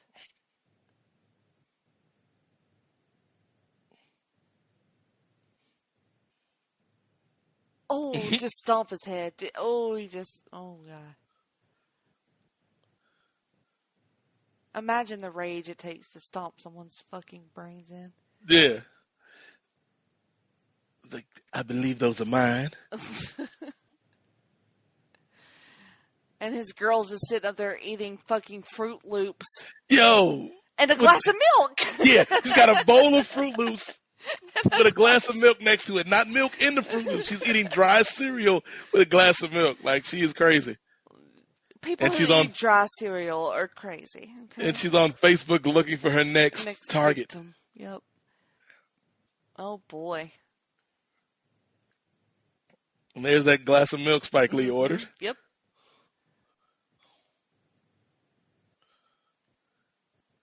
Fruit Loops are my jam, though. Now I want some fucking Fruit Loops. Fruit Loops are good. I think I prefer Lucky Charms. Really? Is it the marshmallows? Yeah, it's the marshmallows. Yeah. He's like, I ain't got to go home, but I got to get the fuck out of here. And he's still trying to call it in, you know? Like, oh, shit.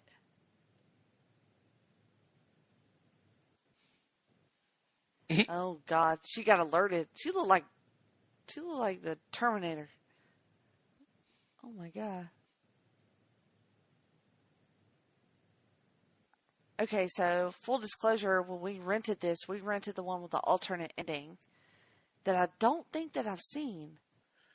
Yeah, and I think the alternate ending comes up after the credits. Okay, so they ended the regular theatrical. Yeah, we're still in the Okay. regular movie now. Okay, all right. Or the theatrical release now. Okay, all right. Here comes this girl with a gun. All right, while the house is on fire.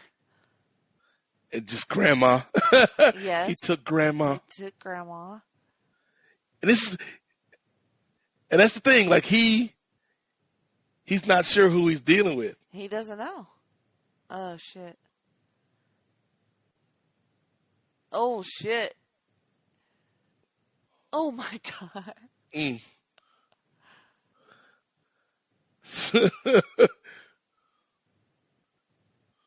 How did he not die from that? Oh, she did. Yeah. Oh, he's fucked up. Oh no, his girl's shooting at him now.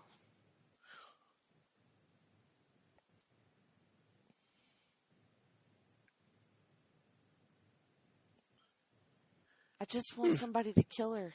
Just somebody kill her. She's so evil. I mean, she's wearing khaki pants. I That's know, that's just a dead giveaway. Get him, Grandpa. Oh my god. Oh my god. Grandpa. Yeah, that's. And again, call back to Jesse Owens. Grandpa's the white guy that lost to Jesse Owens. Yep. Which is just. Oh, he's trying to gouge his eyes out.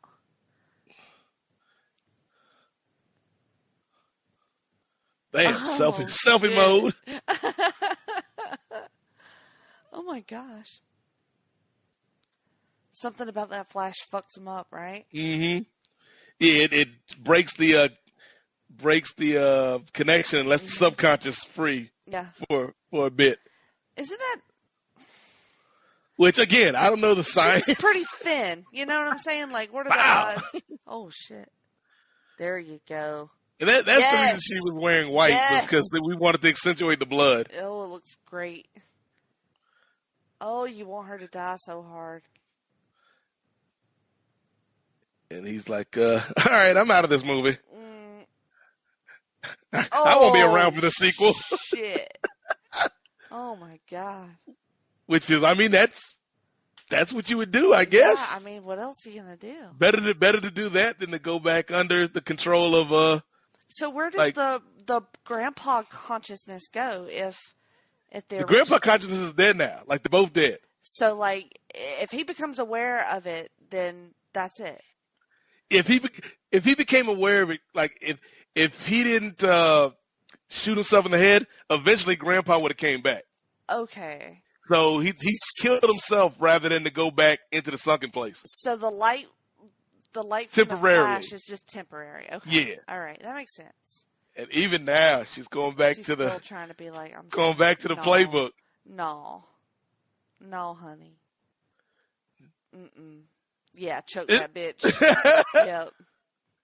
That is the correct response. And normally this would be pleasurable, but now I'm trying to kill you. Yeah, no. I ain't fucking around. Ain't no safe words. You gonna die. Reparations. Oh god. Oh my god. And she just lets it happen. You know. And because she knows he can't do it.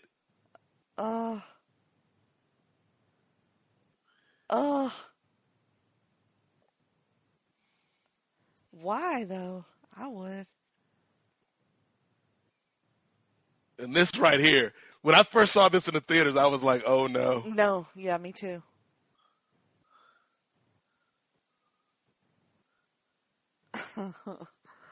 Because it looks bad, right? Yeah, because like real bad. This is like out of the Emmett Till playbook. Like white woman that has been battered, but then it's your rod. buddy. Yes. And the look on her face when she sees this ride, just like this motherfucker. That is so great. That's such a great hero moment. But yeah, it's like how many And that's something that's another message in this movie. Like to my white friends and family, like calling the police might not seem like a big deal to you. Yeah. But it could become a big deal to a person of color. So like that moment where he sees the lights and knows what it looks like. Yeah. It's like, oh no. But then it's Rod because he's TSA. Yeah, he is. They get shit done. I mean, I told you not to go in that house. First thing he says, yep. I told you so.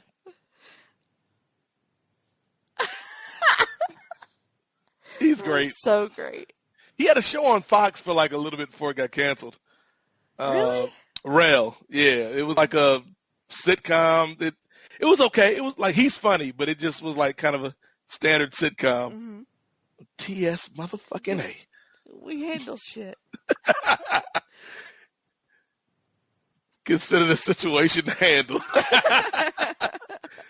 This is the most positive portrayal of TSA in media. I mean, this bitch still ain't dead.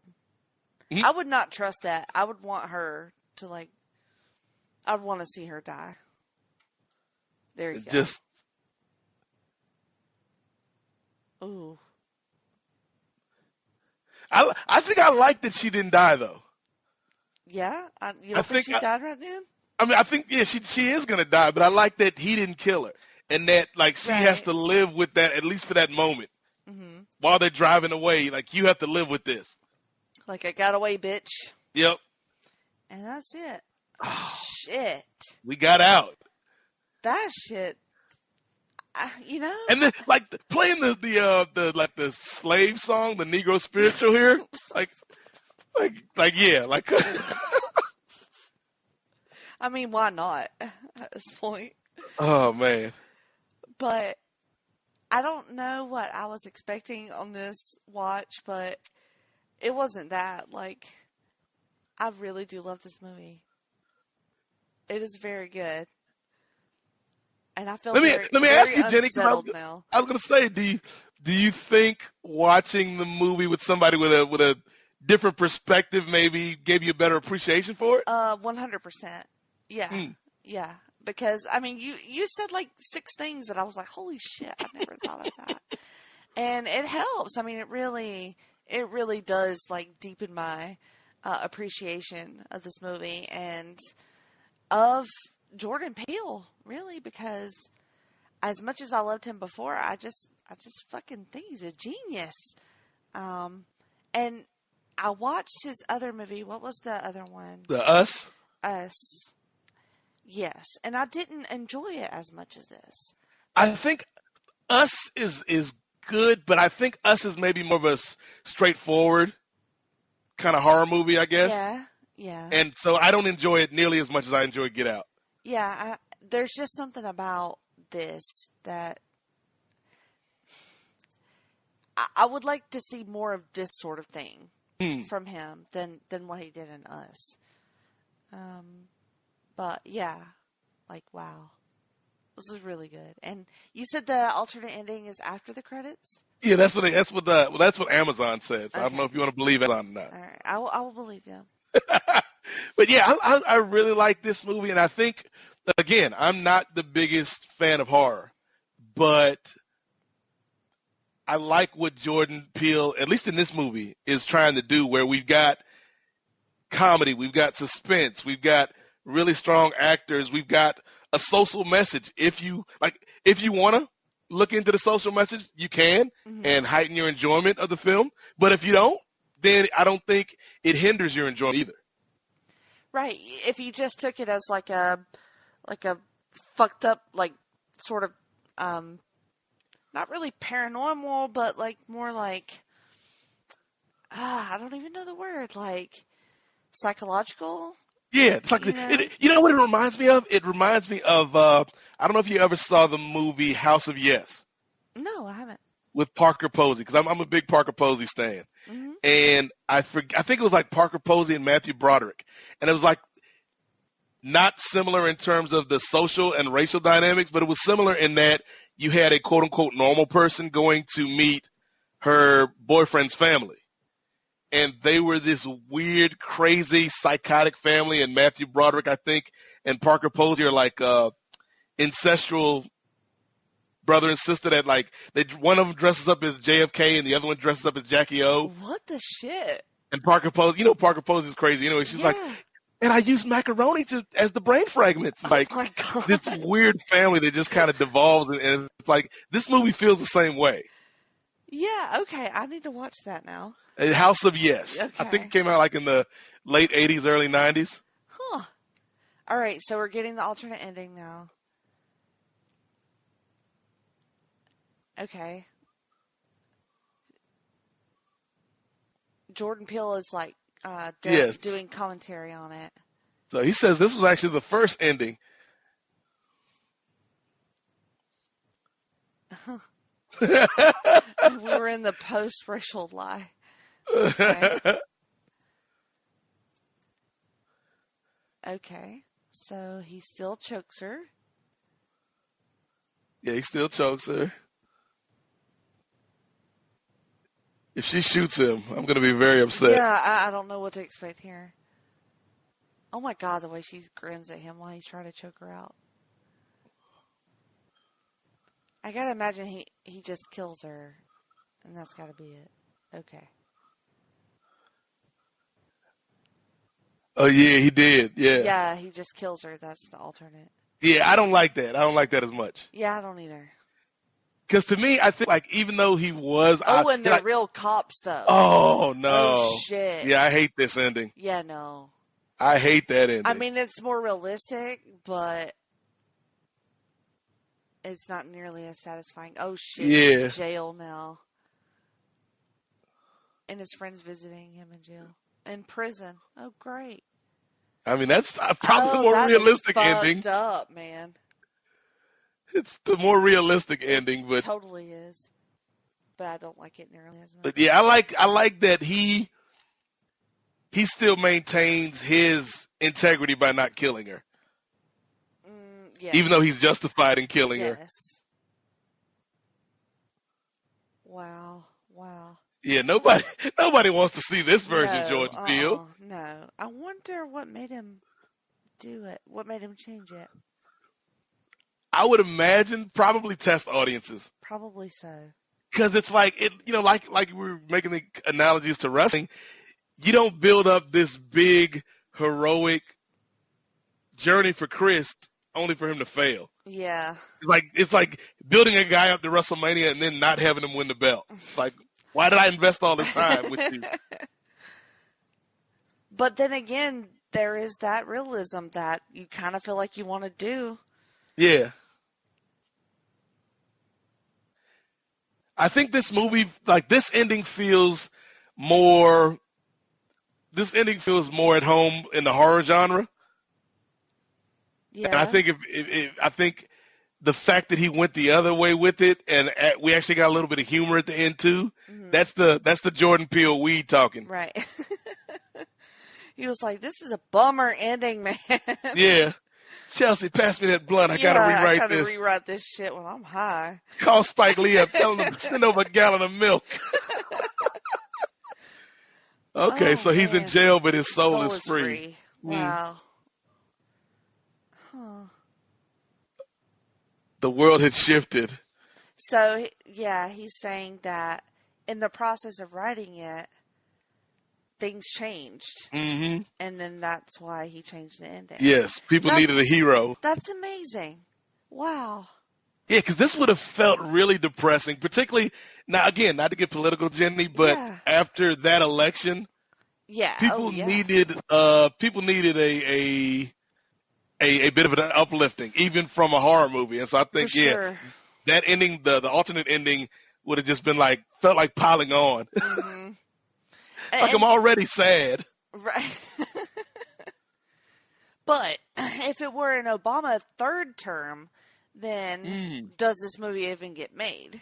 I'm just saying, because he would have solved all this by now. I mean, yeah, in an Obama third term, it's wonderful. Chris and Rose would have gotten married and right, she would have got woke and she would have got woke and just Childish Gambino would have sang at their wedding. Exactly. Oh God. Wow. Yes, this movie, this experience, Jenny. I'm glad I got to share it with you. Me too. It was something else. I wasn't expecting it. Honestly, I'm shook. And usually I'm just drunk by the end of one of these, so this is pretty good. It's crazy because I was drinking before I started. Me too. And halfway through, I just stopped because I was so into the movie and the conversation. It's a very engrossing movie. I hope that our occasional bouts of silence doesn't take away from anything. Hopefully that adds to us enjoying the movie. It's part of the suspense. Yes. Wow. Thank you again. Is there anything that you want to plug? Do you want to talk about your social media or anything before we get out? First, let me plug in my cell phone. Okay, do that. Make sure. Before the creepy housekeeper unplugs it for you. If there's one thing we've learned through this movie, if you don't take away any of the message, keep it charged so you can call your friends to get you out of situations. Mm-hmm. But no, this is fun, Jenny. You can, if the listeners want to hear more of me, if they haven't been off-put by my jokes or my racial interjections. I'm sure they have it. You can check me out on a multitude of shows. The Rocky Mountain Picture Show, which I mentioned, is up on Post Wrestling. That is a monthly podcast where myself and a couple of guest reviewers go through the film chronology of Dwayne "The Rock" Johnson. Oh, boy. So one of these days we'll have to get you on there, Jenny. Yeah. I look forward to that. So, yeah, we'll have to find whatever the... Can I just ask why? Why are you doing this? Because it was either that or reviewing a weekly wrestling show. And I want to review a weekly wrestling show. I had my fill with reviewing Impact back in the day and reviewing WCW. You just came to the worst movies that have ever been made. I was like, people like Dwayne "The Rock" Johnson, so let's do a series where I only have to do a show once a month. Okay. And I've got an unlimited amount of topics because he's never going to stop making movies. So that's job security. Okay. And we'll get interesting people on to talk about less than interesting movies. So it's a good time. What are you up to now? What was your last one? The last one we released was The Game Plan. So we're up to 2007 in The Rock's film chronology. Oh boy. So we got some bangers coming up, Jenny, like the Tooth Fairy. I think if I timed it out right, the Tooth Fairy will be our Christmas episode. So that'll be a present to all the people out there. Well, given how much fun I had with you on this show, then yeah, if you ever asked me to do that, then I guess I would watch a Rock movie to do your show. I mean, there's some good ones out there, and just wait till he does Black Adam. That's gonna be a surprising one. We'll see if that's a turning point. I don't know. Yeah, check me out on Rocky Mountain Picture Show. If you're into sports, I got the Kings of Sport with myself and Marcus Vanderberg from Yahoo Sports, who is expecting, and by the time this comes out, may or may not have a young king of his own. So congratulations to Marcus and his wife. Yeah. But you can check that out. We got a Patreon, patreon.com/Kings of Sport. You can get a bunch of bonus content. What else? We got the main event with myself, Scott Criscola, and Steve Willie. The next episode should be coming out sometime here pretty soon, talking to AEW and all that good stuff. And then let's see, a Black Lightning podcast, which is through the DC TV Podcast Network. That should be coming out. New episodes in October. Getting ready for the big crossover. Oh boy. Can't wait. Yes, it's going to be fun. And Chain Reaction, which is another show that Jenny is on, because Jenny does a bunch of shows. I do. Almost as many as you do. Really. Yes. So, and you can find me on Twitter in the number 8 MOZAIK at Nate Mosaic on Twitter, because Jenny isn't the only one who can have a Twitter handle that references Green Lantern. Yes. Only the coolest people have that. You hear that, Chad? Yeah, Chad. Cool. Speaking of which, you can find me on Twitter at Jenny Cruz 2814. You can hear me on Geek and Sassy, Talking Pop, talking WCW, what's the Peach Man Extreme 3-Way Dance, and this show, Freak Out Drive-In. This show. Let's go through all of them. But thank you so much. I appreciate it, and I think we should get out. Stay woke.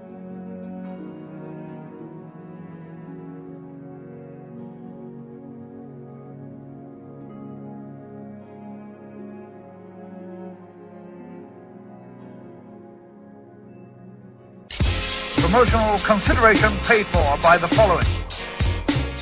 Place to Be Nations, JT Rosero and Chad Campbell here. We want to let you know that we have over 24 podcasts available on iTunes, Stitcher, Google Play, and PlaceToBeNation.com. We now offer them to you on 2 great feeds. On the Place to Be Nation Wrestling feed, we dive into topics running the gamut from today's WWE to the glory days of yesteryear and the ins and outs of the territory days. In addition to our full-length shows, we also deliver to you special pod blasts on topics old and new. The Place to Be Nation Pop feed is a veritable treasure trove of great content.